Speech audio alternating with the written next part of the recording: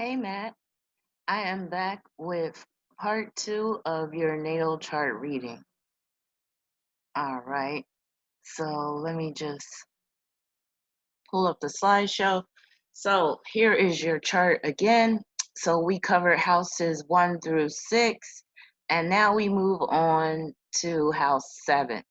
So as you can see, you have Cancer on the 7th house cusp. I have Cancer on the 7th house cusp as well. And that really hasn't worked out for me in terms of relationships because my moon is in Capricorn. So you have the same hookup that I do. So Cancer on the 7th, moon ruler of the 7th house in Capricorn. And as you can see, your moon is at the Aries point of Capricorn. So that's coming into play with respect to your relationship challenges. That can cause you to be a late bloomer in terms of relationships. And a big part of that is the loner tendencies that this Capricorn moon can produce, especially when it's conjoined to the 12th house cusp, like yours is. Also notice that you have Leo intercepted in your 7th house. So that's going to produce problems with men. And then you can also throw children in there as well if you decide to become a foster parent. So just keep that in mind when it comes to both your relationships with men and also children. And because Mars is there as well, that's exacerbating the potential challenges that you could face dealing with this 7th house energy. All right, so let me clear this.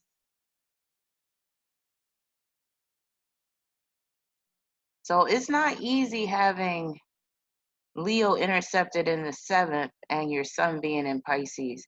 That's part of the reason why you said you don't mind assuming a submissive role in a relationship. So what am I doing? Okay, here we go. 7th house. So 24th degree of Cancer, that is on the 7th house cusp, also known as the descendant. And that 24th degree, it reinforces the relationship theme, especially with respect to race, because we're talking about Cancer. And you said that, you feel like you wouldn't do well with Black men. And that's very understandable considering the things in your chart. So like I said before, that 24th degree is about love, money, and creativity. It is very fortunate in that respect, especially in terms of money. So you could attract a partner who is artistic with that 24th degree. Money will be a major theme. Cultural differences could produce challenges.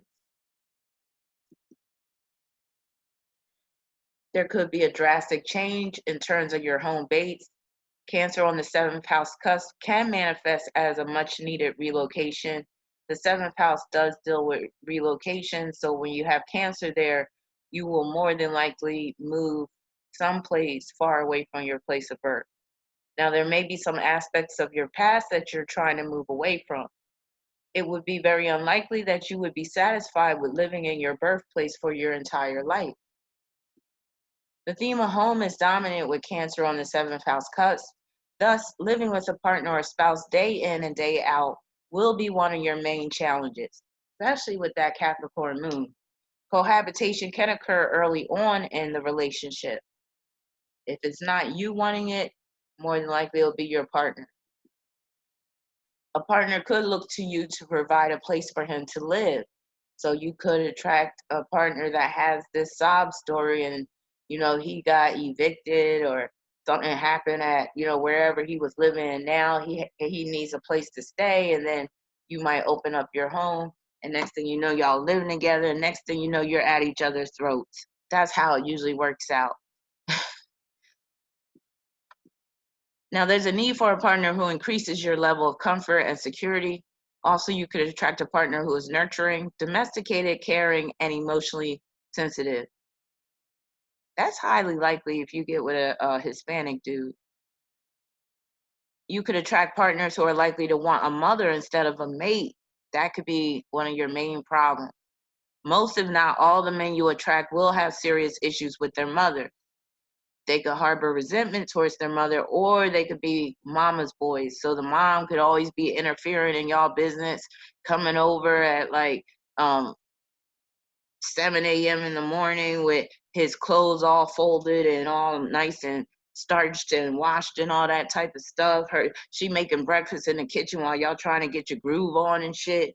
So that could be an issue. A lot of potential mates will come with emotional baggage.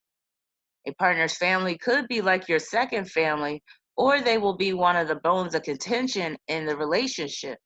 So you could get into a relationship with a guy and like the family, it feels like the family you never had and that you always wanted, and that could be a good thing. Or on the flip side, your partner could come from a dysfunctional family and there'd be some serious issues. Now, it will more than likely be the latter, where the family's dysfunctional because the moon, ruler of the seventh, is at the Aries point of Capricorn, conjoined to the 12th house cusp. That's like attracting a partner who's comes from a family of drug addicts, or like attracting a partner who um has issues with his mom, like mom's an addict. Partner may mirror you in some ways. Partners could mirror each other in some ways. So you could be in a relationship with one guy, and let's say that he is a Virgo born August 26th. And then you get into a relationship with another guy who's born on August 27th. True story, that is. That's what happened to me. So, and they were very much alike in terms of their demeanor, and also kind of like facial features and body type. It was just so uncanny. So you could experience some uncanny experiences in the process of entering into relationships. Like I said, the whole mirroring thing. Um, you and your partner, y'all could have both of your mothers could have the same name or same birthday. It'd be some crazy stuff. Like for instance, I was dealing with a dude, and his moon was at the 20th degree of Cancer, and my father's moon is at the 20th degree of Cancer. So you see how that shit works out? A partner could have a hard time letting go once the relationship is over. Cancer on the seventh house cusp is good for a career where you work up close and personal with people. Since Cancer deals with the populace, others will see you as relatable. You have a need to nurture others and be a quasi universal mother figure. You care a great deal about the well being of others. So even though you're a male, people may come to you for some motherly love. And you can attract partners who expect you to always show unconditional love despite how they treat you. You may not be too close to your biological family. This could be in terms of physical distance, but you may also not have a very strong emotional attachment to family, period. And we already know how things have gone down with your family. And that Capricorn moon can really make you distant emotionally. And you said you're planning on moving to Colorado, so that's that physical distance. Violations of privacy could occur. Could attract a mate who was born between the last 6 days of Cancer season and the seventh day of Virgo season, because Virgo begins in your seventh house, and then you have all that Leo in your seventh house. So you could attract Cancers, but the ones born during the last 6 days of Cancer season, Leos, and also those Virgos born during the first 8 days of, or first 7 days of Virgo season. Now, these types, they will be interested in getting into a long-term commitment or at least some type of serious relationship with you. Also, they can end up becoming your enemy because the seventh house deals with enemies as well. And just think about that's how marriage a lot of times works out, where, oh yeah, they love each other, all this stuff while they're married, but then at some point in the marriage, things turn sour. And when divorce happens, now they are enemies. That's how that seventh house works. And seventh house, so like Libra, there's always those scales. So those scales could always tip in one direction. So those are the signs. But Leo in particular, because you got Leo intercepted in your seventh house, could be, your long-term partner's husband if you decide to get married. What was I gonna say? Damn, I forgot what I was gonna say. But if I remember it, I'll go back to that. The moon, ruler of the seventh house, is at the Aries point of Capricorn, like I said. So this is very significant, especially with respect to relationships. It explains why you have yet to be in one. Late bloomer in terms of relationships, like I was saying. The moon is conjoined to the 12th house cusp, which results in being very reluctant and passive with respect to finding a mate. A partner will come to you when the time is right, and it could be through your line of work due to that Capricorn influence. Could easily attract a man who is significantly older than you. A partner could have some dark secrets and addictive tendencies because the moon is conjoined to the 12th house cusp. A partner could be opportunistic, mean, and sadistic. A partner could have a hard time holding down a job with the moon being in sesqui square with Chiron and Virgo. A partner may often be in need of your help. Assuming the role of savior or martyr in a relationship, and the fact that your Pisces sun is co-ruling that seventh house through intercepted Leo, that's reinforcing that whole savior martyrdom theme. Mars in Leo in the seventh house. Mars is at the 18th degree of Leo and it's retrograde in the seventh house. Now, that Mars retrograde can make you quite reluctant in some areas. And since it's in the seventh house, it can make you reluctant in terms of finding a mate or even making yourself available or receptive to a mate. Also, that retrograde Mars can just cause you to take longer than people that don't have retrograde Mars to produce work, to especially when it's something that you really care about. You could go over it again and again until you feel like it's right, which can actually be a good thing. I got a retrograde Mars too, so I'm always going over stuff again and again and again before I actually put it out there. I notice that when I tend to rush and I don't do that, that's when mistakes can happen and all that type of stuff. Mars retrograde is not really, well, I'll say it can exacerbate the potential problems health-wise that Mars and in Leo can bring. So Mars and Leo can bring problems with the back and also the heart. So with it being retrograde, it just exacerbates that potential problem. And that Mars retrograde can make you reluctant in the area of sex as well. Now, 18th degree is very challenging. Like I said before, there is a conflict between spiritual and material values. And since Mars is in the seventh house, this could deal with the type of man that you get with. So he could be, like, for instance, he could be like drop dead gorgeous, sexy, got a nice body, good sex, and all that. But then he might always be unemployed.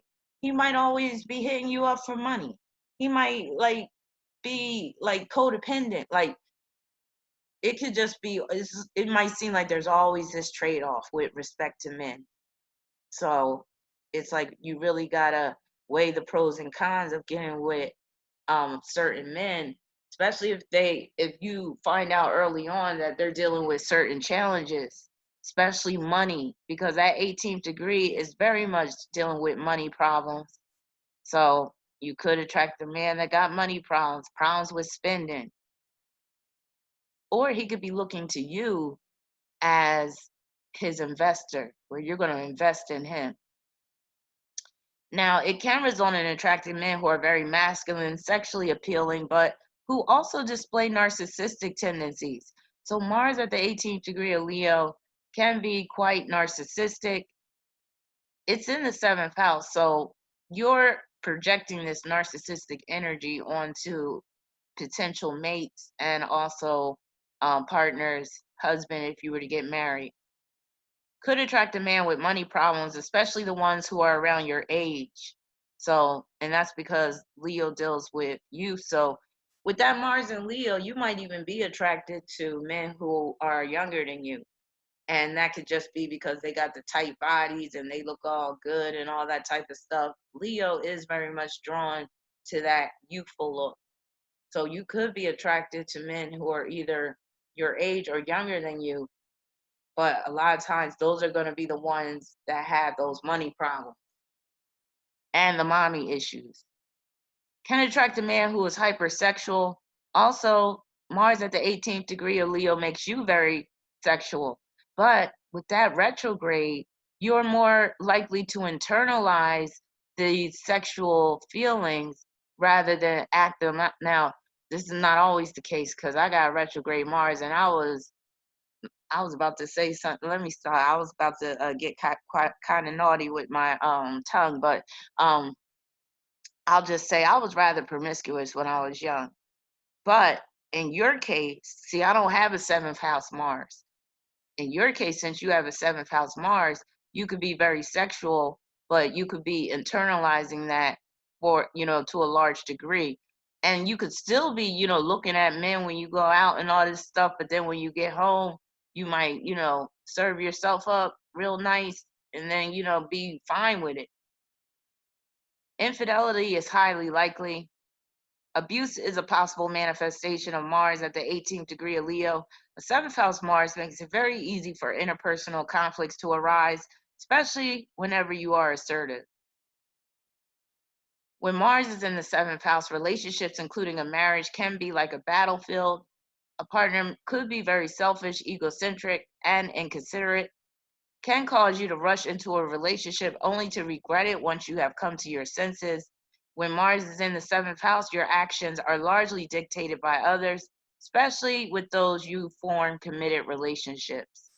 So you may not really be that type of follower type of person. And I know you're not with all that energy in your first house. But when you get into a relationship, especially if you're in love, you're apt to allow that partner to take the lead and they could get carried away with all that power they have over you. Now, your actions are often too contingent upon what others think or say. Self determination is largely lacking in a relationship. So, like what I was saying, you get into a relationship and you're liable to allow your partner to take the lead to the point where you're giving your will over to that partner. Mars in the seventh house is good for working directly with the public. Mars in Leo produces star quality. And because Mars is ruling your third house, that star quality could come through writing. You have a strong drive to distinguish yourself and to lead others. You are very protective over your loved ones. Individuality is expressed through demonstrating your talents and through creative expression. Mars in Leo makes you a risk taker. A Leo Mars makes you very sexual. Now, you may not be, you could be a risk taker in some ways, but because it's in the seventh house, you could attract a man that's more of a risk taker than you are. Now, you are very dramatic in your self expression. You are a natural performer, which is why you can easily prosper in sales positions. You are very competitive and you strive to be the best. The last thing you want is for people to view you as mediocre because Leo likes to be up at the top. Now, Mars in Leo fills you with passion and creative energy. You also possess a lot of physical energy. Mars in Leo endows you with a bold and courageous spirit. You are built to be a winner. You are not one to shy away from conflict. When you become very angry, you can become quite intimidating and sometimes even violent. Now, again, you might be projecting this energy onto your partner because your Mars is in the seventh house. Times you could be overly dramatic. And again, this could be a partner that's displaying more of this energy. You can attract a man who is pushy, bossy, and domineering. With Mars ruling the third, he may try to wield too much power over your mind. Disagreements will be frequent. Mars and Leo can result in attracting a man who will resort to childish antics in an attempt to get his way or to get your attention. Mars and Leo can produce a tendency towards attention-seeking behaviors yourself. Mars ruling the third house, you need a partner who is like-minded and who can keep you mentally stimulated. Mars in Leo is often a creator of drama, so you could attract men who are prone to creating drama. Your ego can get out of control and you can lose sight of what really matters. When you place too much focus on ego gratification and self-validation, you run the risk of losing what is near and dear to your heart. Mars in Leo can produce a strong desire for children, but it can also point to conflicts and pain with respect to them. Mars is in the seventh house, which can deal with other people's children or legal issues, or you could get with a man who has a child or children. Mars in Leo can manifest as a back injury, so it's important to exercise caution when lifting heavy objects or when working out. It can also produce cardiac issues as well, such as heart palpitations. Most likely you prefer men who are very manly and dominant. You could also be seeking a man who can do what your father could not. You are drawn to men who are assertive and outwardly confident. Most likely you desire a man that is physically fit. Explains your attraction to that celebrity. Again, I forget what that dude's name is. Could attract quite a few men who have a healthy dose of Leo energy in their charts. And that's very true with Leo intercepted in your seventh house. There is a need to reduce the tendency to come across as too forceful. Very loyal when you are in love, can also be quite territorial when it comes to anyone or anything that is dear to you. So here are aspects involving Mars. Mars trine Jupiter. I really love this aspect. You can really go far in life with this aspect if you know how to work it. It can manifest as a relationship with a man of a different race or nationality, and you could meet him online because Jupiter is in the 11th house. Taking care of a foster child, since Mars is in Leo and Jupiter's in Sagittarius. Both Jupiter and Sagittarius rule the foster care system, adoption as well. So there is a high chance you will have a foster child, at least one, but it'll probably be more than one. But you might have them at different times. Good for going on adventures with a mate. Leader of the pack aspect, and that points to you being the high school salutatorian or Taurian, my bad, because Mars is ruling that third house. Creating an online persona. Good for activism, again, because Jupiter's in the 11th house. Also, this makes you a truth seeker and a crusader for the truth. Creating a group on social media with a spiritual or philosophical leaning can result in becoming a published author. So this is, I think I pointed this out before in part 1. Mars is running contra-parallel to the asteroid Bacchus. So you could attract a man who is a heavy drinker or who is very hedonistic in general. And Mars is running parallel to the fixed star Praesepe. And some of the meanings of Praesepe is inner drive. It can produce reclusive tendencies, blindness. That's a little to the extreme. Murder, tragedy, fires. It is an indicator for homosexuality, violent death, and they call this the soul gate. So it's basically where souls are entering into the earthly incarnation.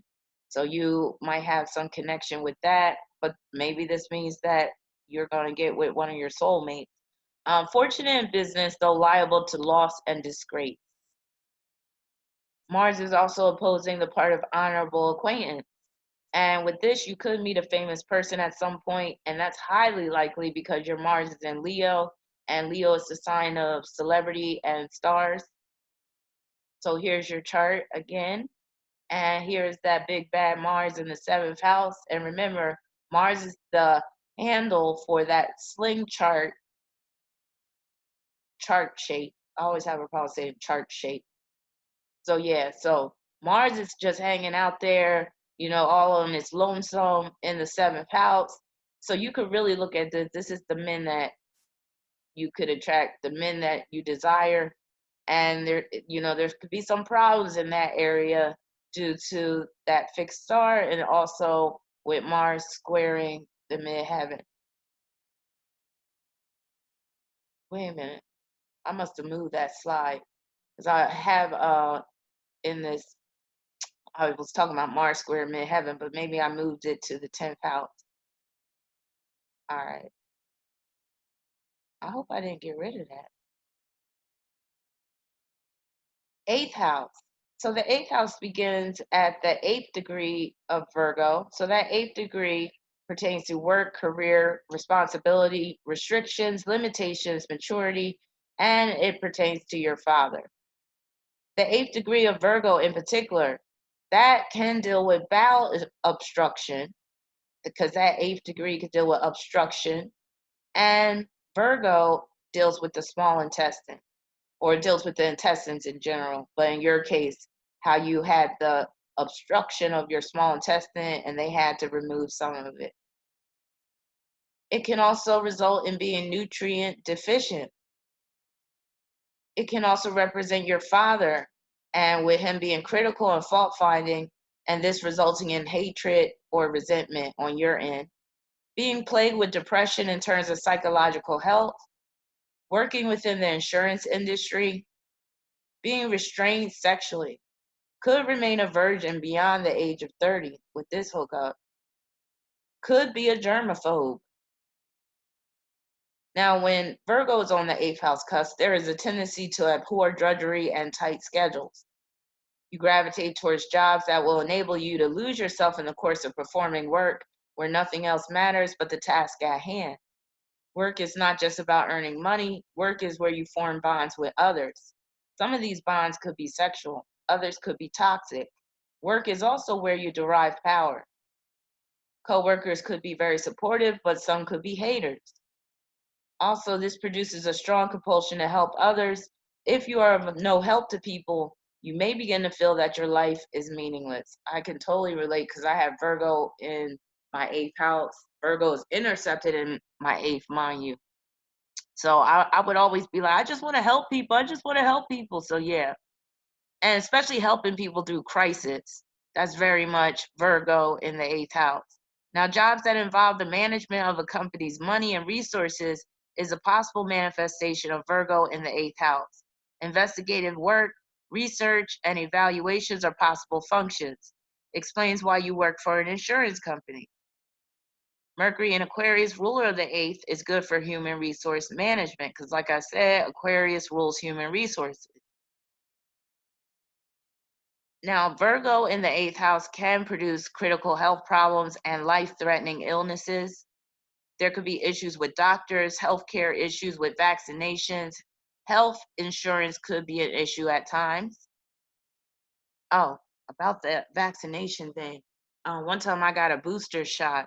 I was telling one of my students this one because this is about Virgo in my 8th house. One time I got a booster shot and a big old lump just developed under my skin right at the injection site. And that lump stayed there for like over a year and it was hard and tender. So one day I just got so fed up with that lump that I just got a needle and I kept poking it and squeezing the pus out. And it was like this green pus. And ever since I've had like a crater in my arm, my right arm.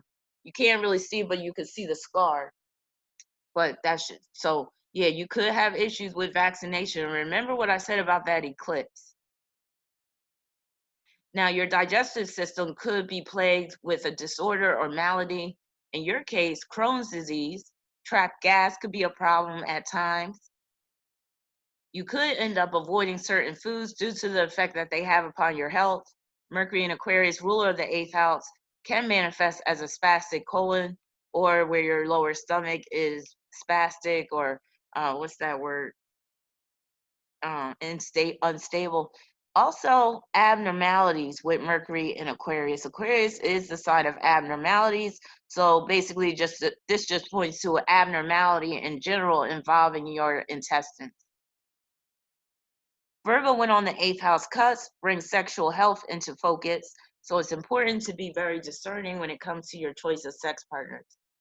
Could be very particular when it comes to the hygienic aspect of sex, such as making sure your nether regions are clean and smelling good before engaging in the act. But you know, some people, they just don't care. They'll just jump into bed, dirty ass. They haven't washed their genitals in a couple of days and think they're going to get some. But when you have Virgo in the 8th, a lot of times you do care very much about being as clean as possible before you get down and dirty. Now, the virginity theme is strong with Virgo in the 8th, in your case in particular, especially because you got Chiron there. Now, Mercury in Aquarius, ruler of the 8th, is indicative of being gay. So remember, Mercury is also ruling your 5th house. So both your 5th and your 8th house, the sex houses, Mercury is ruling. And with Mercury being in Aquarius, that makes you gay all day.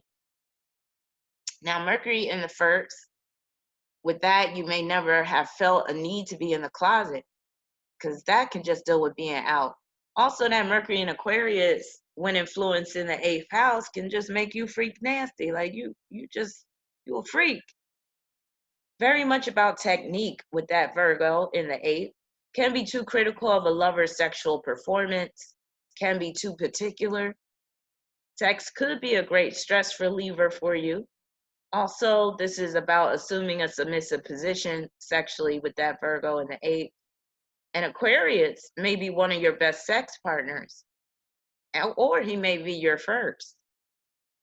So it may take an Aquarius to get you to open up, but you really haven't had much interaction, or at least physically, with dudes, I don't think, period, where you even had a chance to like be all guarded with somebody sexually. Now, a job could include commission-based pay and regular bonuses. Also, you could be meticulous regarding debt management. With Mercury in Aquarius, you could have a budgeting or some bill pay apps on your phone. Also, this brings the risk of being a victim of fraud through an online transaction. You may be compelled to undergo various forms of intensive training, being trained in an occult practice, or being a practitioner of the occult. That could be a possible manifestation. Now, with Virgo in the 8th, you want to be prepared for inevitable death, and you may contemplate death on the regular. And your 1st house, Mercury in Aquarius, that can bring insight into death through metaphysical study, also insight into past incarnation. And a friend could be a soulmate. Now, with Virgo in the 8th, you can easily attract Virgo suns and individuals with planets or points in Virgo, such as Virgo risings, Virgo moons. Virgo can bring you to the heights of ecstasy, or they can bring you to the depths of hell. Virgos will either bring out the best or the worst in you. They will either be great sources of support and encouragement or your worst nightmare. They can be some of your best sex partners, but also manipulators, stalkers, and haters. A Virgo man who falls into your 8th house could become financially dependent upon you. He could also have psychological issues. Mercury, ruler of the 8th house, being in Aquarius, explains the lack of sexual activity. It can produce long periods of abstinence. Also, this can produce a friends with benefits situation, and it can produce indifference to the sexual act when others are involved. Chiron. Now, Chiron is in Virgo in the 8th house at the 24th degree of Virgo. So there's that 24 degree again. 24th degree of Virgo. This can produce a labor of love, a partner who is often in need of your help. So that theme keeps resurfacing. A partner who doubles as a coworker or employee if you have your own business at some point. A partner who was broken or wounded in some way. Challenges with digesting food. Taking a subordinate position in a relationship. Being meticulous or prudent regarding financial management. Work that involves accounting or the management of other people's money. The awarding of damages. Now, Chiron in Virgo brings a need to be very conscientious where health is concerned. Chiron in Virgo can result in an unusual or acute health condition. It can also manifest as food allergies. So the acute health condition in your case is Crohn's disease, and Chiron, like hands down, when in Virgo, will produce that type of disorder in some people that have it. There may be a need for a special diet, or you may just be very adamant about avoiding certain foods. You may be attracted to the vegan or vegetarian lifestyle. Can result in an avid interest in holistic health. can produce challenges with doctors and getting proper health care in general. There may be some medications that are deleterious to your health. You may have a delicate constitution and digestive system, which we know you do, Crohn's disease and resulting surgery, since Chiron is in the 8th house. So Chiron in Virgo in the 8th is very much related to your Crohn's disease. Chiron in Virgo can also result in developing an autoimmune disorder. You may suffer from a condition of the nervous system as well, especially with Chiron in aspect to Mercury. Stress level should be kept to a bare minimum. Stress can be a literal killer with Chiron in Virgo.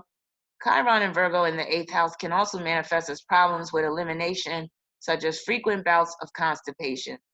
Chiron in the 8th house alone puts you at risk for hemorrhoids and other disorders of the anus. It can also manifest as a problem with your genitals. An 8th house Chiron in Virgo can manifest as a birthmark or scar that exists on your abdomen. And since you had that surgery on your intestine, I'm pretty sure you have some type of scar. Now, there is a need to be more discerning and discriminating, especially with respect to those who come to you for help. Even when it comes to someone offering help, there is a need to be discerning. And you do have Jupiter opposing Circe, I think, and that could deal with that. Now, cleanliness and orderliness could be an issue, especially in your younger years, either at the hands of others or through your own doing. You need a lot of help in this lifetime due to the challenges with being integrated into society. You may see a therapist at some point. Helping others and receiving help could be one of the sore spots in your life. You could feel manipulated into helping certain people at times. People feel entitled to your help with Mercury being in Aquarius. Could become resentful over not receiving help at key times in your life. There's likely to be unique circumstances in the area of debt and joint finances. If you get married or live with someone, it can be indicative of a severe imbalance of financial responsibility in a marriage or cohabitation situation. Mercury is in the 1st, so the bulk of financial responsibility will fall on your shoulders. Chiron is in the 8th, unless you get with one of them old ass men that got plenty of money. That would be using the Cancer on the 7th, as opposed to that whole Mars and Leo in the 7th. Chiron in the 8th house can result in issues with respect to sexual urges. You may feel that you don't get enough sex. The 8th house placement of Chiron in Virgo is representative of your virginity.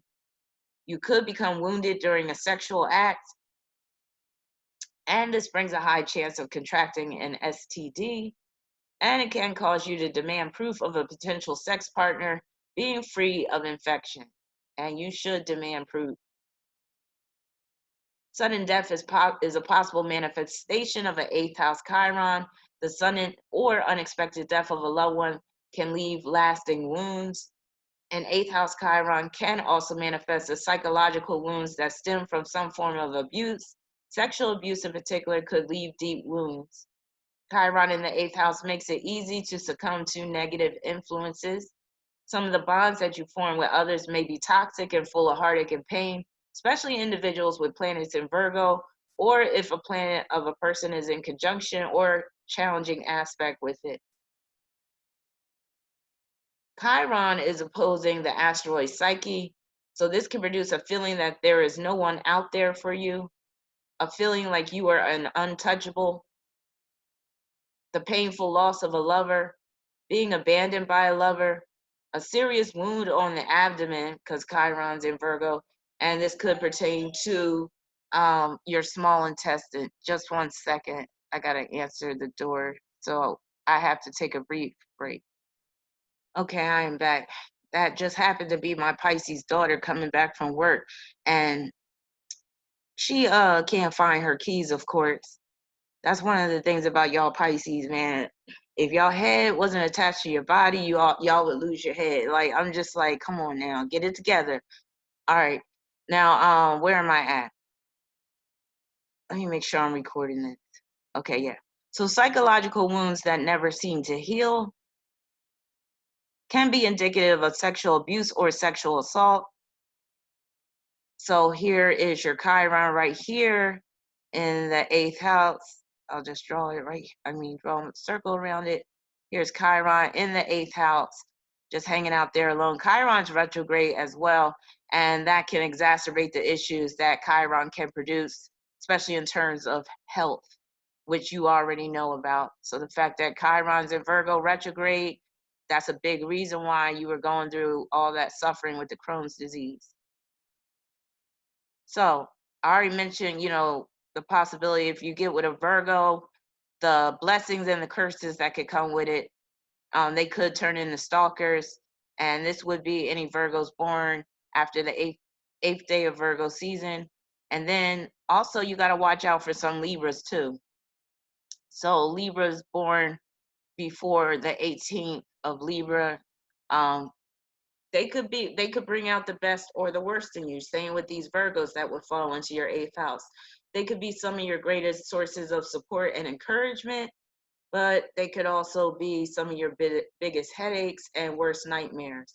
So both Virgo and Libra that fall into your 8th house, they could be some of your best sex partners, and you could find it easy to form close bonds with them, but then there might be too much of a price to pay for those bonds that you form. So let me clear this and move on. I really don't recommend being in a serious relationship, especially marriage or cohabitation situation with someone whose sun falls in your 8th house. That brings too much potential for just craziness. So yeah, you really want to avoid these Virgos and Libras that fall into your 8th house, unless you like a lot of drama and you like having somebody be dependent upon you financially, and you don't mind being stalked. And if it's all about sex, then it's all good getting with somebody that is a Libra or Virgo and they fall into your 8th house if it's a purely sexual relationship. But then you got to be careful because they could also give you an STD. All right, moving along. 9th house. So the 9th house begins at the 18th degree of Libra. So the 18th degree of Libra can produce a tumultuous relationship that is part of your spiritual testing. Since it's on the 9th house cusp, that spiritual testing will come into play.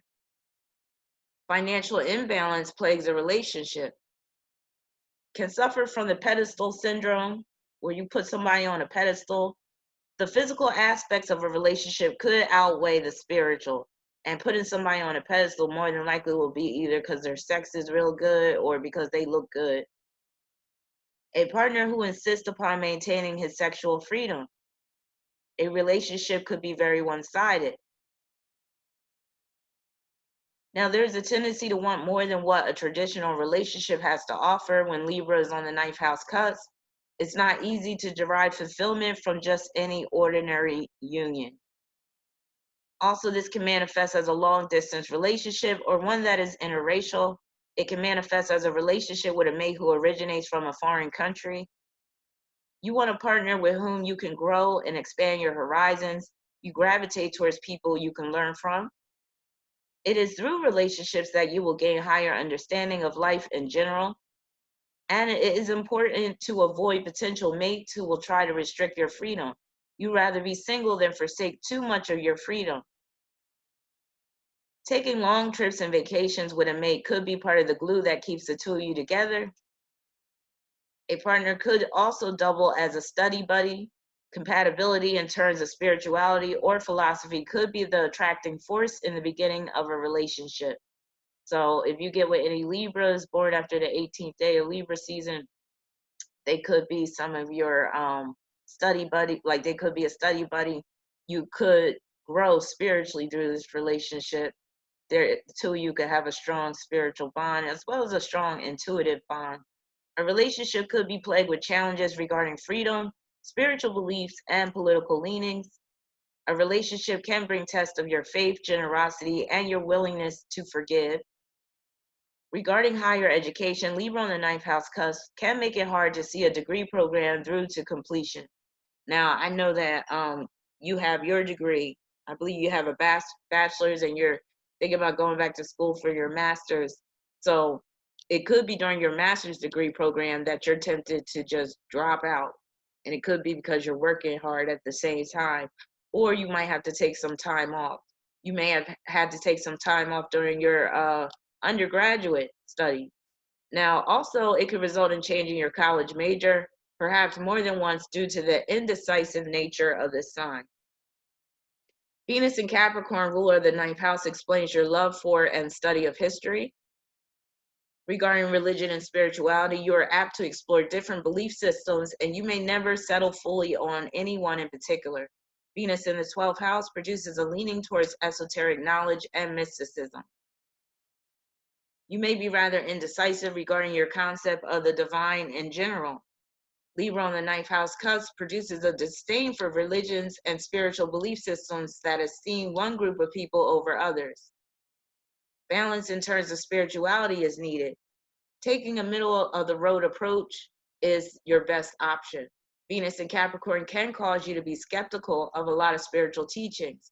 It causes you to lean on the side of realism and perhaps even determinism. There will be a need to familiarize yourself with certain laws, statutes, and court processes. Your freedom may even be threatened at some point due to a legal situation. Challenges with air travel, or you could say long distance travel, when you have to end up going to an airport, customs. So you may often get searched by the TSA or customs, since Libra is a sign of intervention. North Node in Scorpio in the ninth house. So your North Node is at the 8th degree of Scorpio, and it's occupying the ninth house. That 8th degree, again, pertains to work, career, responsibility, limitations, restrictions, and your father. The 8th degree of Scorpio in particular, that is pertaining to working within the insurance industry. It can also pertain to working within upper management, learning about occult traditions because the North Node's in the ninth house, obsessed with the study of certain historical periods, feeling a soul connection with some of them, a late bloomer when it comes to sex, BDSM type sex, hatred and resentment towards father, necessary surgery. So all those themes are tied up with that 8th degree of Scorpio, North Node, ninth house. Now, the Scorpio North Node is about creating a life that has a deeper meaning. Being in survival mode won't cut it. There's a need to go beyond the basic necessities and even the basic pleasures of life. When the North Node is in the ninth house, you will be challenged to expand your horizons and your mind. A ninth house North Node brings a need for higher understanding and higher knowledge. There's also a need to be more adventurous. Freedom is your birthright in this lifetime, so the more freedom you create for yourself, the better. Philosophy and spiritual teachings can certainly help. With the North Node occupying the ninth house, there's a need to establish a code of ethics and to not depart from it. The ninth house North Node brings a need to recognize the oneness in all things. It brings a need to acknowledge that there is a divine intelligence at work, and that is here to guide and assist you. Optimism and faith should replace constant questioning and mental vacillation. When the North Node is in Scorpio, life is very dynamic. You will undergo profound changes, and a good number of them will be beyond your control. Change will occur through external factors in order to prevent your life from becoming stagnant, a la the Taurus South Node kind of life. Now, the external factor, that explains why you have the Aries point prominent in your chart, because it had to be that way for you to rise to the challenges of your Scorpio North Node. Now, if you become too fixated on the material things in life, they will be taken away. The more you try to establish an ultra safe and secure existence, the more your life will become unstable and unpredictable. Long distance travel is another objective of the ninth house North Node.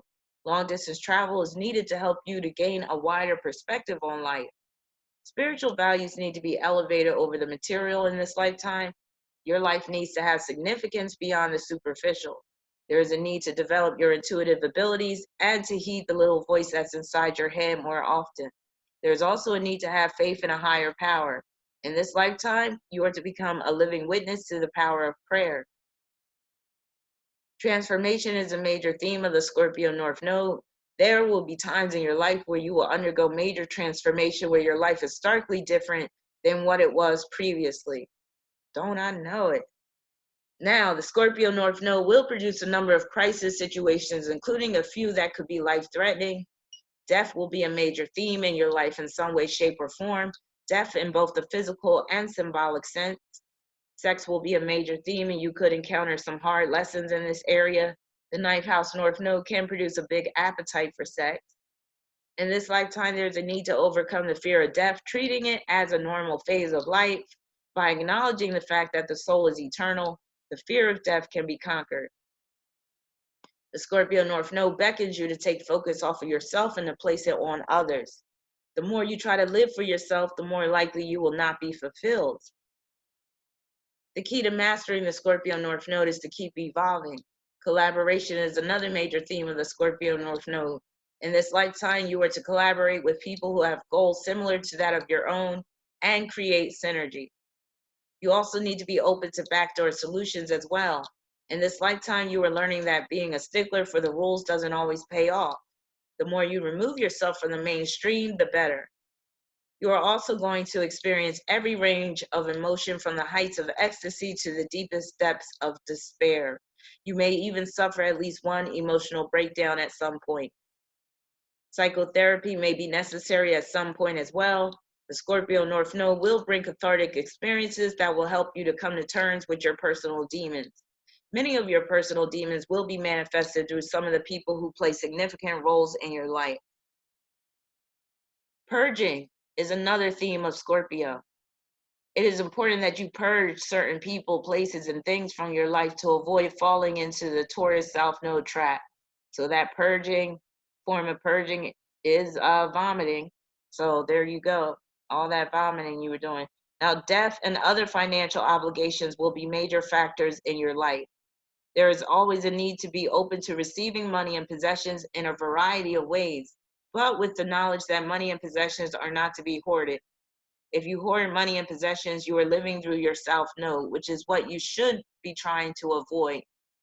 Living through the Scorpio North Node is acknowledging the fact that money is not static, and it does the most good when it's used to support others once your basic necessities are covered. Sun Trine North Node. This is a very nice aspect. Good for working within a nonprofit organization. You know I keep driving this point home. Conducive to having a foster child. Produces a strong affinity with the occult and spiritual understanding. A degree professional. Conducive to being in a relationship with a man of a different race or nationality, and that's because the North Node's in the ninth house. Conducive to a long distance relationship. Good for helping people to recover what they've lost. Contribute to the opening of your third eye. Very cultured and well-traveled. Mercury is squaring the North Node, just like it's squaring the South Node. So this is dealing with the actual vomiting itself and the surgery that resulted in the removal of part of your small intestine because Mercury is ruling that 8th house via Virgo. And this contributed to the suicidal ideations. It's also a bipolar disorder aspect. It could produce car problems, possibility of car accident that results in a fatality, possibility of serious injury to the arms, hands, but especially the fingers, problems with sexual expression, and this is dealing with being too much inside of your head, like I said before. Aunt and sister trigger Scorpio North Node reactions, and that would be resentment, hatred, and vengefulness. Saturn is in trine with the North Node, receiving an inheritance from father or grandfather. That's possible. Career takes off due to long distance relocation. Employer pays for relocation. Career involves long distance travel. It's good for working for a nonprofit organization. There you go again, because Saturn's in Pisces. Good for fundraising, crowdfunding, performing magical and occult rituals for protection and prosperity. Good for lucid dreaming, astral travel, and remote viewing. Chiron is forming a semi-square with the North Node, and this is part of the intestinal disorder aspects, Crohn's disease in particular, and that it resulted in much vomiting, which is that Scorpio influence. Removal of part of the small intestine with Chiron being in Virgo in the 8th. can make you view death as a release from suffering. So there could have been times where you actually wished for death because of your suffering.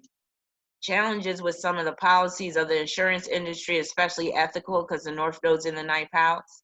Finding certain forms of work meaningless. So you might be making a lot of money, but you might find the work to be meaningless. Challenges with traveling long distances and abroad. The North Node is conjoined to the asteroid Sisyphus, and this could pertain to the constant vomiting. Can't keep the food down. Just like in the myth where Sisyphus had to roll that boulder up that hill, but then it would keep rolling back down. That's like the act of trying to keep food down, but it keeps coming back up. So it's kind of like the reverse situation. Can pertain to work that is monotonous, repetitive, and unrewarding. And this could be dealing with insurance since the North Node's in Scorpio.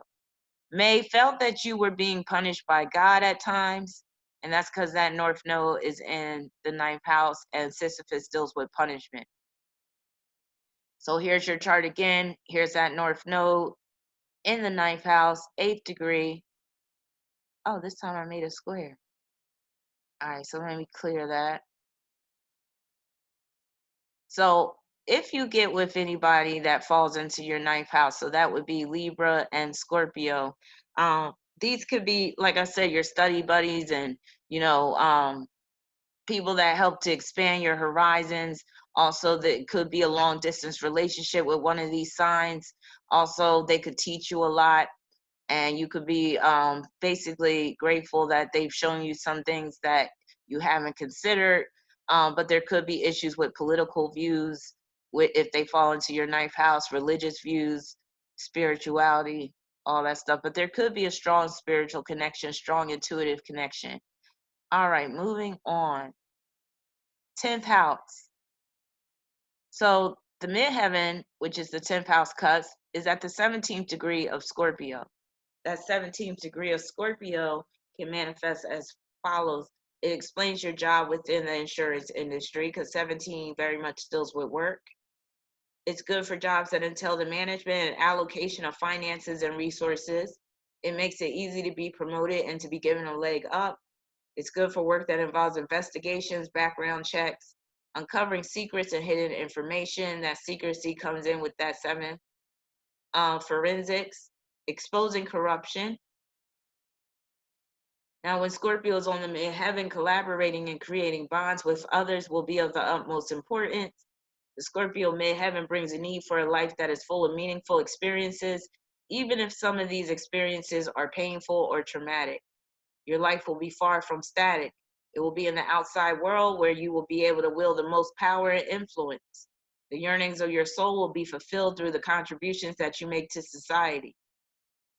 People with a Scorpio midheaven, such as yourself, gravitate towards jobs and careers where their work is vital to the successful operation of a company. You are built for jobs that require you to keep your cool in high pressure situations. If you are making some kind of difference in the world, or if you're not making some kind of difference in the world, you will ultimately not be fulfilled in the long run. One thing that people with Scorpio midheaven should fear is dying with regrets. Death will be a major theme in your life, and you may aim to overcome your fear of it. You may also become very familiar with the concept of reincarnation. Death is basically about change and transformation, so you can expect your career path to experience a few deaths and rebirths throughout your life. There will be a need to reinvent yourself in terms of profession from time to time. Sex will be a major theme in your life, and it may bring some of your hardest lessons. Developing a sexual relationship with a boss or a coworker is a possible manifestation, as well as having sex in the workplace. I'm guilty of that.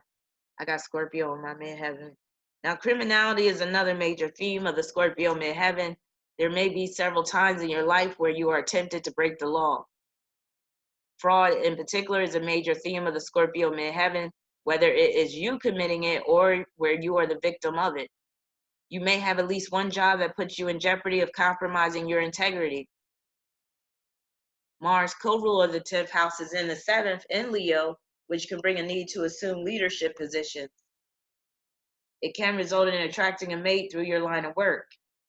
Mars trine Jupiter is conducive to being a human resources manager since Jupiter is in the 11th house. Expresses yourself freely on a professional level. Can be quite competitive in the workplace. It's good for giving presentations and leading staff meetings. Also for increasing the confidence and pride in others, and that's part of your purpose in terms of profession.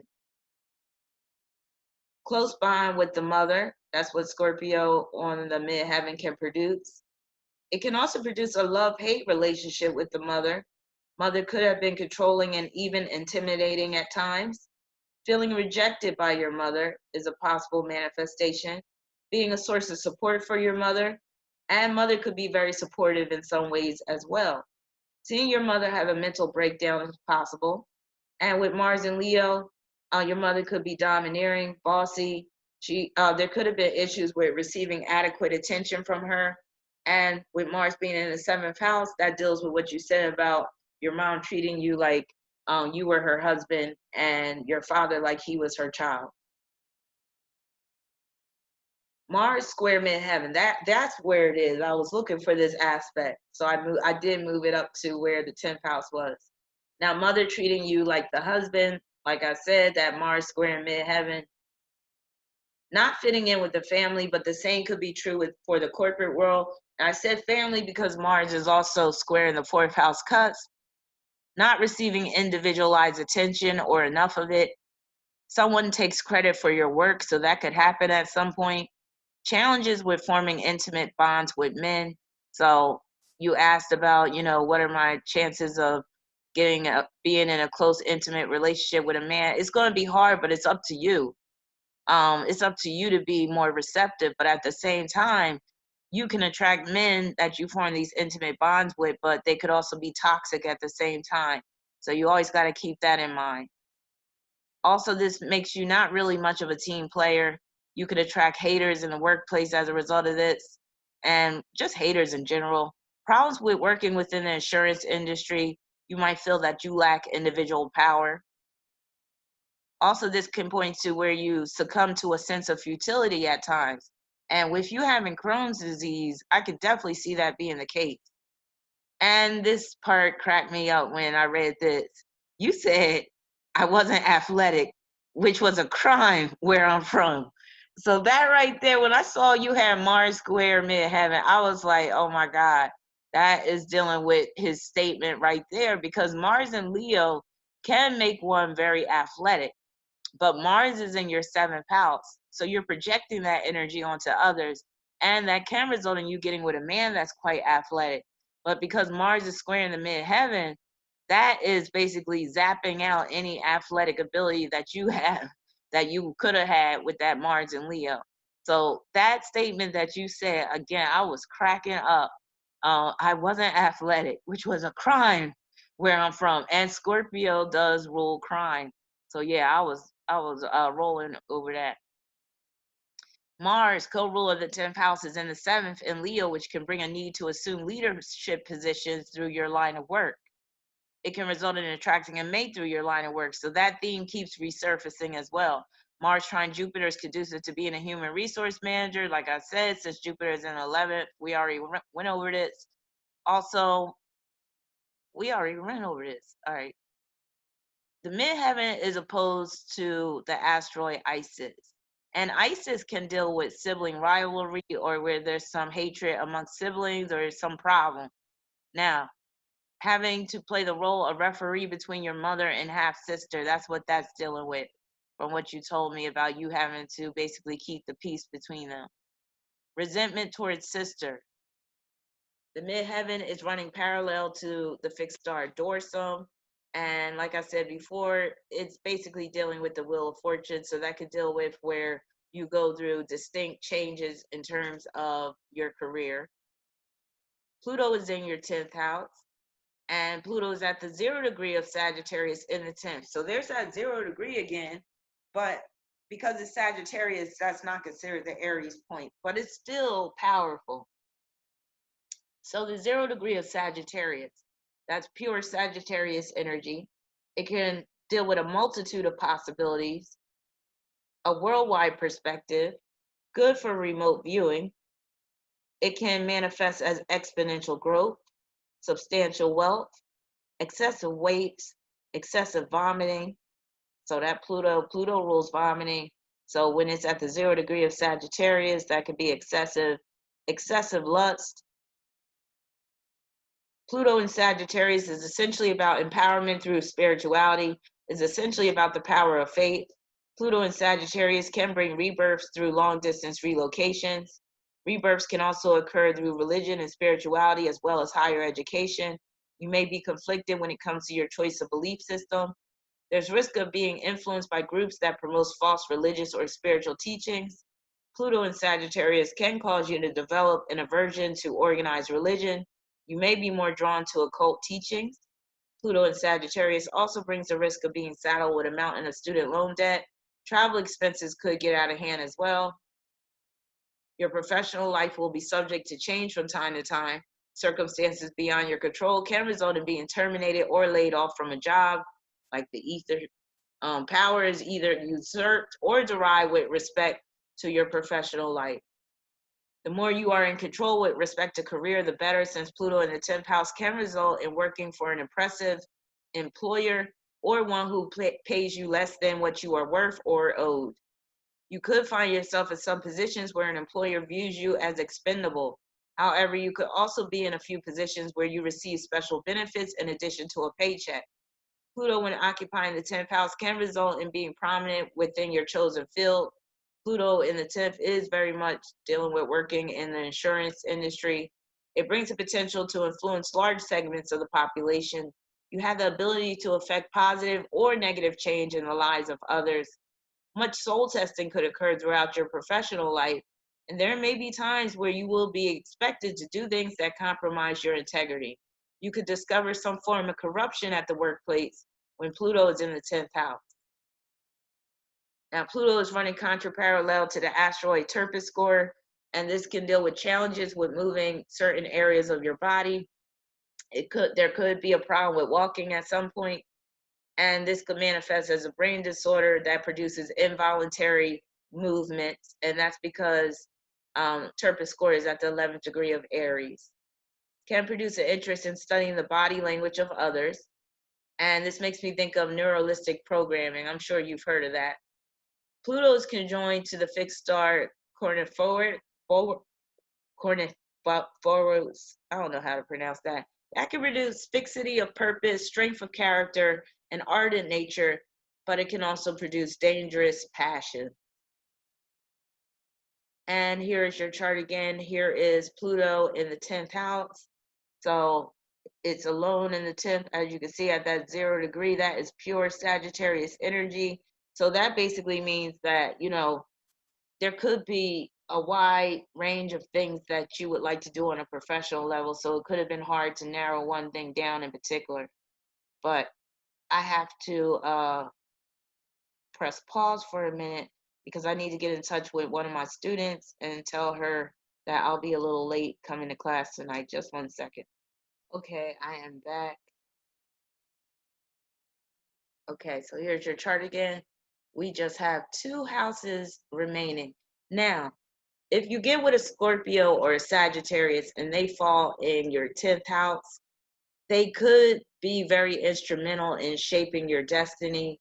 You could make them a high priority in your life, but at the same time, they may try to wield too much authority over your life. So you got to be careful getting with these signs, but it's not really a bad placement because they could really help you to achieve your ambitions. They just may come across as a bit too authoritarian when dealing with you or too parental. And some of the Scorpios and Sagittarius that fall into your 10th house, they could remind you of your mother in some ways. So take that into account as well. But the 10th house for a person's sun to be in is not too bad of a placement, especially if you're looking for someone that's going to help you come up in life, that's going to help you to improve your status in life. And again, it could even be like you enter into a business partnership with them, and some of your bosses could be Scorpio or Sagittarius, and you could meet Scorpios and Sagittarius through your line of work, and that could turn into either a sexual relationship or even a long-term relationship. moving along to the 11th house, as you see, there is Jupiter in the 11th. Juno is in Sagittarius in the 11th, and that's very conducive to being in either an interracial or an international relationship or a long distance relationship. And then we have that Capricorn moon in the 11th. But as you can see, it's so close to the 12th. It's right on the 12th house cusp. So you can even say it's basically part of the 12th house. So let me just circle it right here. Here it is right here. Juno is by Juno is in Sagittarius by the Capricorn moon. And that moon is just right there, right resting right there. All right.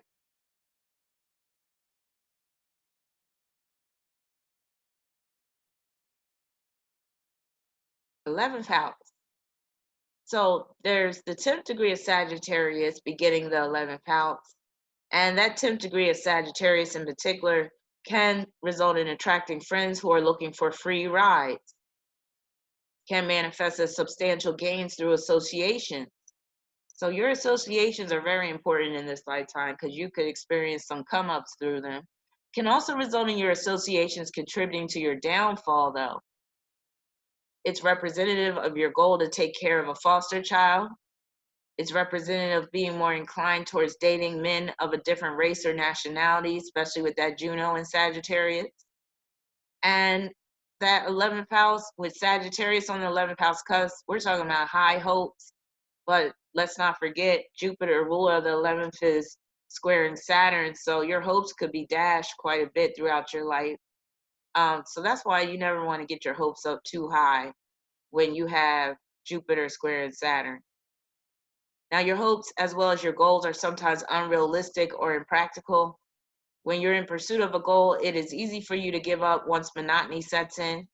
Sagittarius on the 11th house cusp can result in having friends who are diverse in terms of age, race, and nationality. You stand to learn much through your friendships and group affiliations. A friend may encourage you to be more adventurous and free-spirited. At least one friend will be based upon spiritual connection. Upon a spiritual connection. Freedom is often far out of reach until you demand more of it. One of your interests could be long distance travel, but you may not be able to travel as much as you would like, and that's because Jupiter is squaring Saturn. A friend may foot the bill for a vacation. You may take an interest in science fiction and space age technologies. Sagittarius on the 11th house cusp can result in being very loved and adored by a lot of people. If you establish an online presence, there is potential for attracting a large following. You may even get mistaken for a celebrity at times, especially with Mars being in Leo. Jupiter, ruler of the 11th house, is in the 11th house in Sagittarius. So Jupiter is at the 13th degree of Sagittarius. There's that 13 again. That 13th degree of Sagittarius, I look at that as when it rains, it pours. Also, it could produce drastic and upsetting changes, upheavals with respect to friendships and where goals can be delayed. Friendships and associations belong to that 13th degree. So you could have a friend that lives quite a distance from you. You could have a lot of friends online. You could have a friend of a different race or nationality. Activism, protests, abnormalities is very much 13th degree. If we're talking about Sagittarius, it could be an abnormality of the blood, abnormality of the liver, unique beliefs, philosophy, the study of astrology and other branches of metaphysics. Now, Jupiter, when in Sagittarius, augments the traits of the archer, which are freedom, justice, growth, higher understanding, adventure, and spirituality. Jupiter in Sag is prone to blind faith, eternal optimism, and extravagance. Jupiter in Sag will augment or expand whatever it contacts in your chart, but it can also point to where you can be in need of more freedom or spiritual guidance. Depending upon the aspect, Jupiter will either act as a major blessing or a major hindrance to success. When Jupiter is in the 11th house, it's not easy to stay the course with respect to the pursuit of goals. This is because once monotony or routine sets in, you will quickly lose interest. Jupiter in the 11th house can produce a diverse mix of friends. You can have friends of all races, cultures, and faiths. You prefer friends who are very knowledgeable and who can teach you some things. An 11th house Jupiter can bring test of faith and generosity where friendships are concerned. Friends will come and go with this placement of Jupiter. You may have at least one friend who relocates a long distance away from you, resulting in sorrow on your part. However, a friend may inspire you to follow his lead with respect to a relocation. Regarding religion and spirituality, an 11th house Jupiter promotes tolerance of all faiths. It can also cause you to experiment with different belief systems until you find the right one that rings true to you. If you attend college, there's a chance that you will change your major at least once. When Jupiter's in the 11th house, it will not be easy to stay the course with respect to the pursuit of goals. This is because once monotony or routine sets in, you will quickly lose interest. Jupiter is opposing Circe. This can deal with gaining knowledge of magic, spell casting, and potions. It brings the risk of being cursed by someone. It can also result in being under someone's spell. And also with Circe, you always want to be a little what's the word?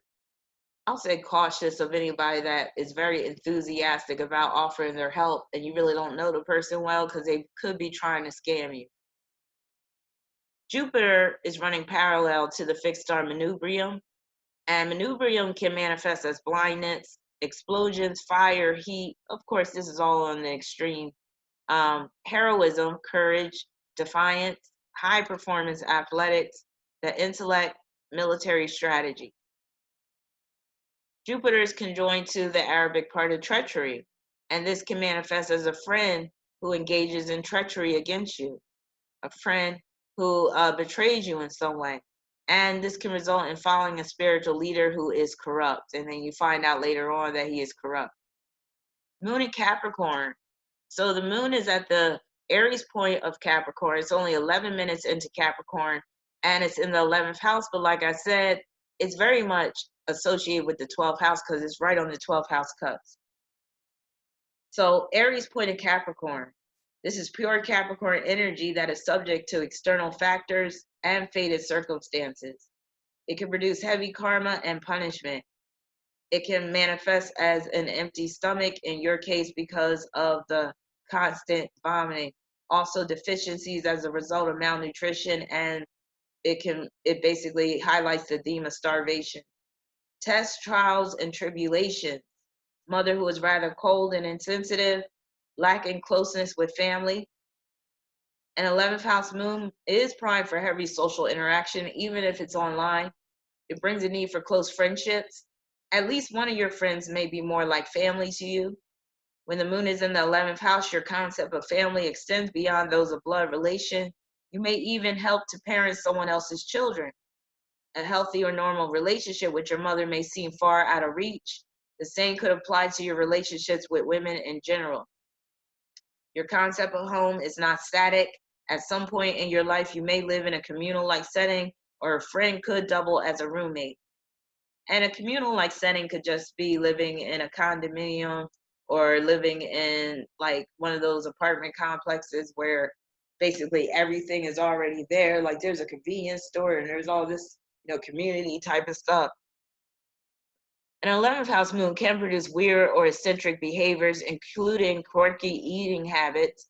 At some point, you may have to become innovative with respect to eating due to having limited food options. So that could have been the case when you were suffering from the Crohn's disease. While you need people, you want to be able to act in accordance with your own will without any restrictions. This is where you have the tendency to come across as rude, inconsiderate, and disrespectful. An 11th house moon brings an interest in history, homes, culture, race, and music. You may enjoy cooking as well.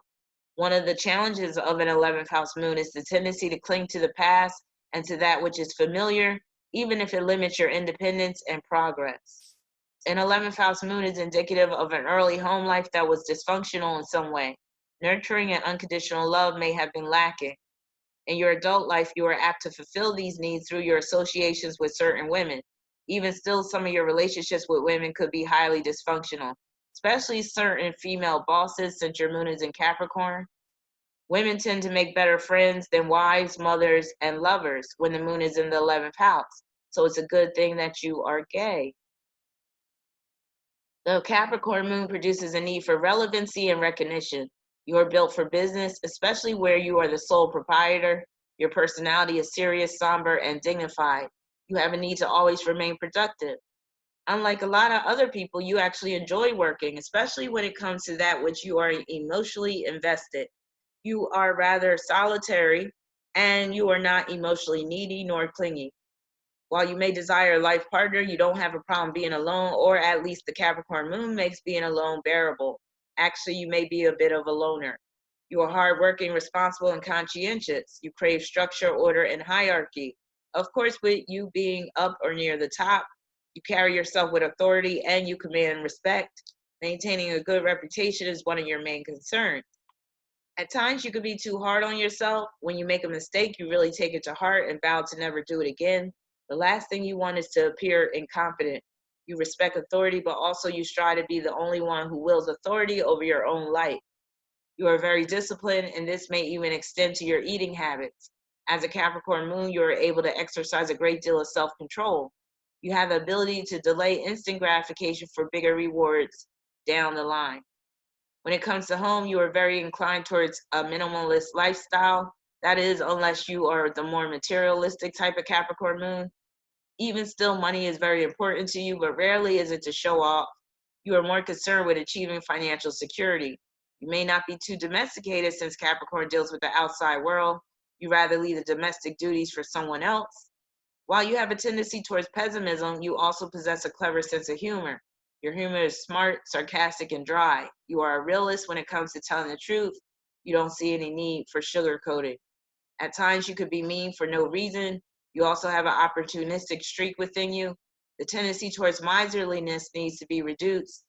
You are very nostalgic, and you may be fond of certain vintage items, antiques from a certain historical era, and that certainly applies in your case with your Capricorn moon. You mentioned that you even like named the different periods that you like. You was like the 1800s, and I was like, wow. You are very ambitious, and your mind is geared for entrepreneurship. There's a tendency to be cynical and melancholic. This is because you see the world for what it is rather than what it could be. You are not one to pretend that everything will work out fine. So the moon is squaring Chiron. Thankfully, it's a rather wide square in terms of orb, but this is one of the aspects that dealt you a lot of problems, mainly dealing with the Crohn's disease. So we're just going to be revisiting a lot of the problems dealing with Crohn's with this aspect, also dealing with family, your mother. So Crohn's disease creates empty stomach or involuntary starvation, vitamin and mineral deficiencies. So that theme comes up again. Not feeling well integrating your family, that theme resurfaces. A dysfunctional family, the anguish that you experience with helping out your mother, trust issues. So it could be very hard building trust with someone or developing trust for someone. And also, this can be very problematic with respect to relationships because the moon is ruling the seventh house. Challenges with getting close to people, just like what I was saying. So again, your question about will you be able to be in a relationship, an intimate, close relationship, I believe that was your question, is going to be very hard. And with that, you're going to be one of the main factors. You really have to let your guard down, but letting your guard down too much can result in attracting the wrong type of mate, as I already showed you. Problems with a female boss, possibility of problems with housing, especially repairs such as plumbing, the hot water heater, garbage disposal, etc. And I think I already talked about that aspect when we were talking about the sixth house. So I'm sorry if I went over the same thing again. I told you, a lot of what's in the natal chart is just going to be reinforcements of other things that are in the chart. So if it starts to seem redundant after a while, that's why. I mean, if you think about it, life isn't that complicated to figure out. And that's why, once you understand how to read a chart, you'll just start seeing these reoccurring themes. You'll just keep seeing these reinforcements, which will let you know that your life is basically based upon maybe 3 to 5 major themes. Moon parallel Bacchus could pertain to the profuse vomiting, also could pertain to a partner with the moon rule in the 7th, who is an alcoholic or just hedonistic. So Bacchus came up with, I forgot what other planet. Was it the North Node? Moon conjoined to Sinestra. So Sinestra is a fixed star that can deal with immorality. It could deal with someone who is mean and slovenly, depraved, lustful, wanton, infamous, scandalous situations. Also, it could point to someone who's addicted to sorcery, and it can manifest as poisoning. So this could deal with a woman that you know of because the moon is involved, but it can also, some of it could pertain to a partner because the moon rules the 7th house. And also somebody that, you know, maybe does some work for you or whatever, because the moon is also ruling the 6th house. Moon is conjoined to the fixed star Spiculum, and Spiculum can bring eye trouble. So it could just be that you need to wear glasses, blindness, depression, hopelessly doomed, or feeling hopelessly doomed. I could definitely see you feeling like that with the Crohn's disease, and where it could deal with somebody who's morbidly religious. Maybe that part's dealing with your mother. Oh, morbid religious outlook, my bad. Let me just fix that real quick.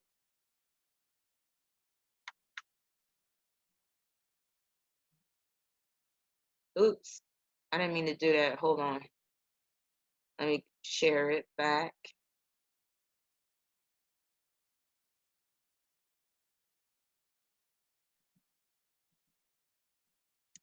Okay.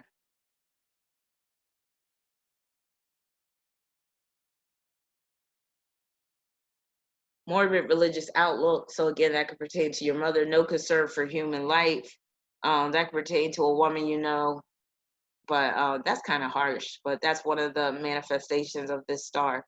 The moon is also running parallel to the fixed star Castra, and Castra can manifest as destructiveness, uncontrollable temper, malevolence, and some say the star is fortunate as you get older in age.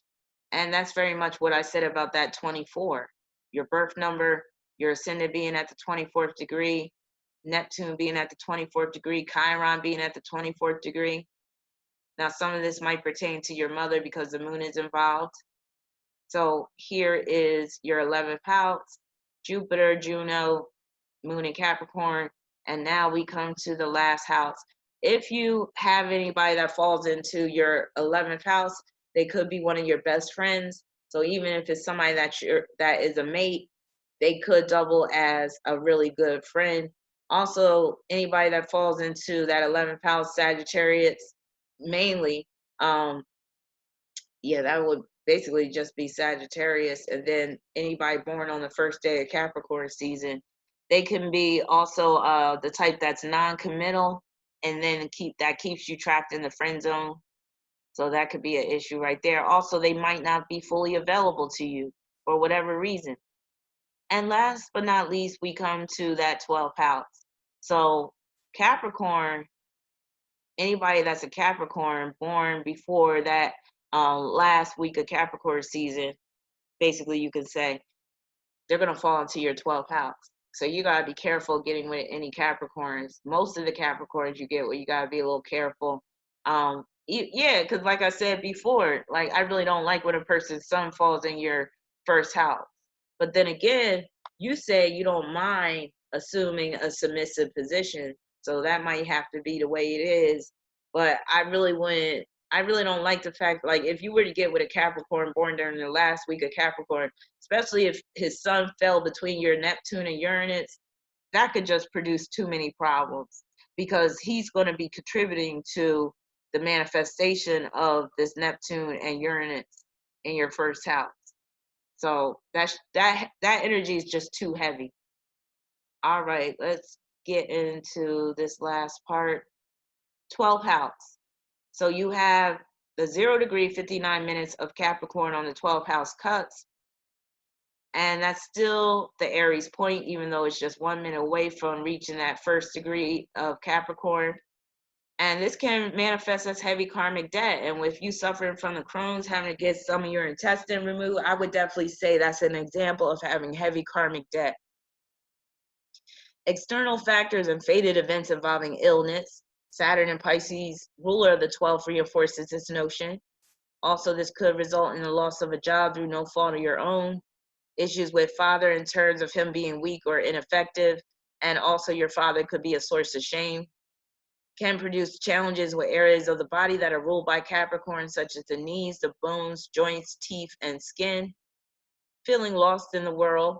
And with the moon being conjoined to the 12th house cusp, this reinforces that energy of just feeling lost.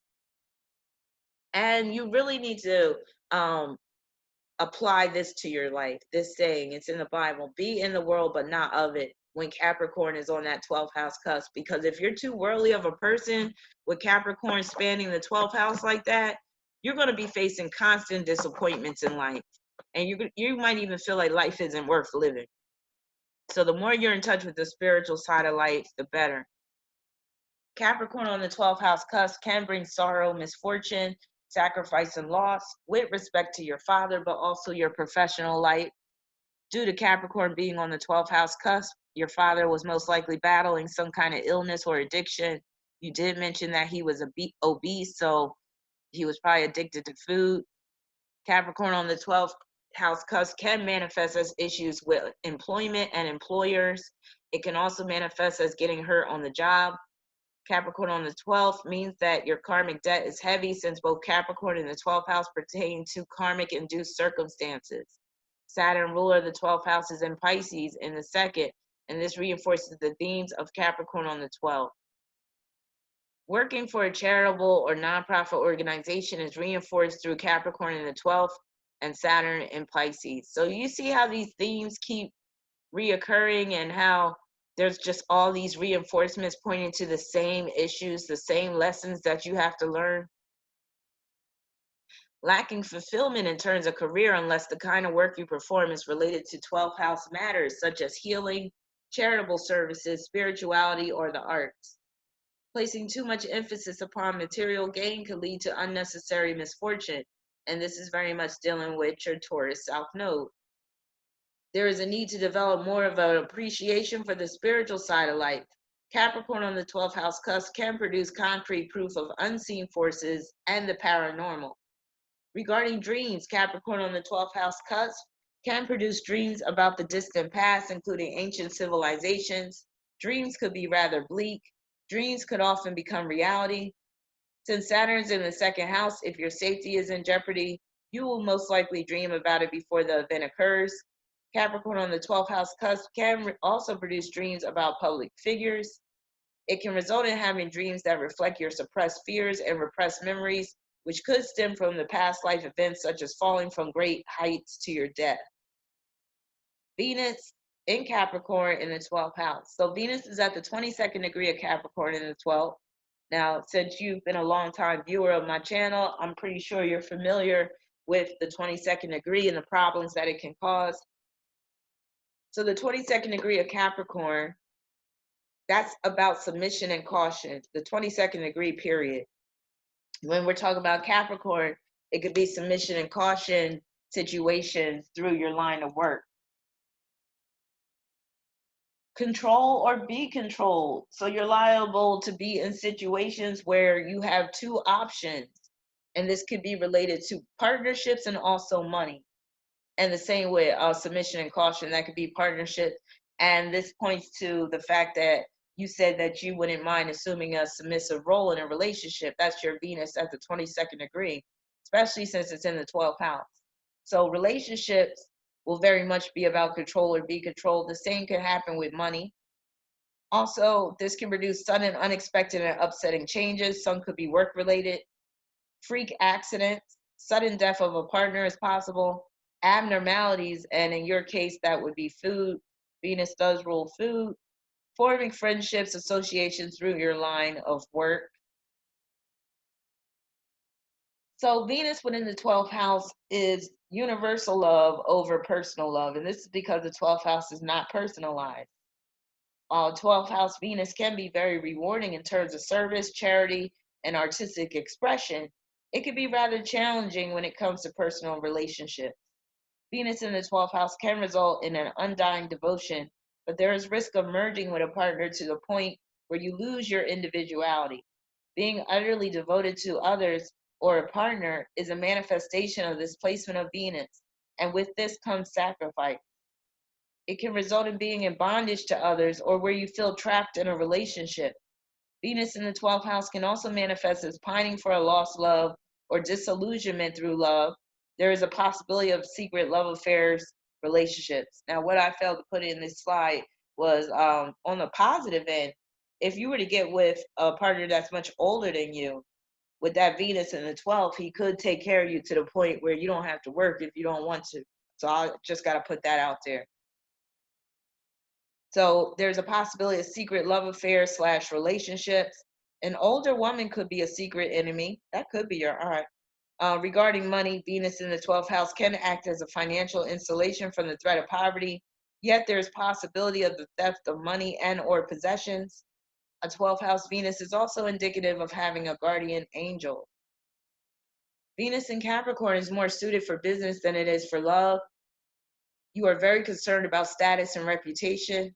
You are not one to do anything that would result in embarrassment. You don't like being put on display unless it's truly warranted. Venus in Capricorn often produces relationships that are karmic in scope. And for this reason, you're bound to encounter some serious struggles, especially since it's at the 22nd degree of Capricorn. You are loyal, steadfast, and conscientious of your partner's needs. You may be cautious when it comes to forming commitments, since when you commit, you are in it for the long haul. You like where there is history between you and another. However, the more history that is created, the harder it will be to separate from a partner, even if the relationship is unhealthy. This is good for a partner who is older, wiser, and more experienced than you. Like I said, like he could also take care of you where you don't have to work if you don't want to. It will be easy to form relationships through your line of work. But with you being a Capricorn rising with that Capricorn stellium, I can't even imagine you would be okay with that. Now, it may take you a while to warm up to people due to Venus and Capricorn's inclination towards suspicion. You are not outwardly affectionate, warm, or inviting. You take your relationships very seriously, and there is a streak of opportunism that provides the underlying motives of entering into most relationships. That could either be coming from you, your partner, or both of you. Venus in Capricorn is not emotionally needy. Loneliness could be a central theme with Venus in Capricorn. However, while relationships could last for 10 or more years, you may be single for just as long as not longer. Venus in Cap can manifest as an imbalance of financial responsibility in a relationship or marriage. And you are not one to spend money frivolously with Venus in Capricorn, but it is in the 12th house, so you might get you might go wild sometimes, or you might get scammed or conned out of money. So that's a reoccurring theme I keep seeing in your chart. Now, when Venus is in Capricorn, there's a tendency to be tight-fisted, and this is due to an abject fear of poverty. Venus trine Chiron. So again, Chiron is trining your Capricorn stellium, and that is very advantageous. It's very fortunate to have Chiron blessing your chart like that.